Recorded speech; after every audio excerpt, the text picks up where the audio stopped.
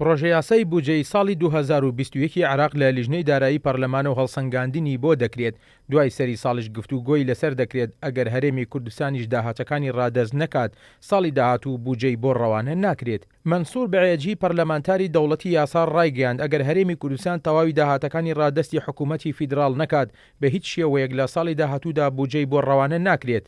ڕاشیگەیاند هیچ ڕێکەوتنێکی ڕەسمی و کۆنکرێتی لە نێوان هەرێم و بەغدا نەکراوە. لە ئێستاشدا پرۆژە یاسای بودجەی ساڵی 2021 لە لیژنەی دارایی ئەنجومەنی نوێنەرانە و هەڵسەنگاندنی بۆ دەکات. بەڵام تێبینی زۆری لەسرە. لەو چوارچێوەدا جەمال کۆچەر ئەندامی لیژنەی دارایی بە کورسات نیوزی ڕاگەیاند حکوومەت ژمارەی زۆری لە پرۆژە یاسای بودجە داناوە، دوای بەدواداچوون زۆربەی ژمارەکان لا دەبرێن و بەشێکیشیان کەم دەکرێنەوە.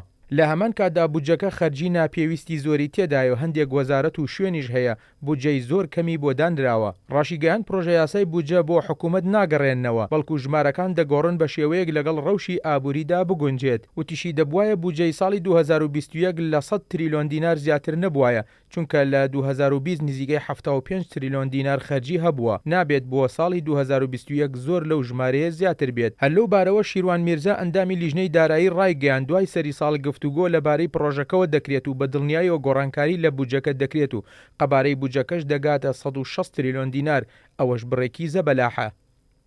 لەلایەکی ترەوە حەسەن فەدعوم ئەندامی لیژنەی یاسایی ڕایگەیاند ئەنجومەنی نوێنەران پشتیوانی لە کەمکردنەوەی موچەپ لە باڵەکان دەکات، بەڵام لەگەڵ دەستکاریکردنی موچەی فەرمانبەراندا نییە. ڕاشیگەیاند گۆڕانکاری گەورە چاوەڕوانی پرۆژە یاسای بودجە دەکات و گەندەڵی و بەهەدەردانی گەورە هەیە و بە بڕینی موچەی فەرمانبەران چارەسەر ناکرێت. ڕۆژی سێشەمە ئەنجومەنی وەزیرانی عراق پرۆژە یاسای بودجەی ڕەوانەی ئەنجومەنی نوێنەران کرد و پەسەندکردنی لە کاتی ئاسایی خۆی دواکەوتووە و پێویست بوو پێش کۆتایی هاتنی 2020 بودجەی 2021 پەسەند بکرایە.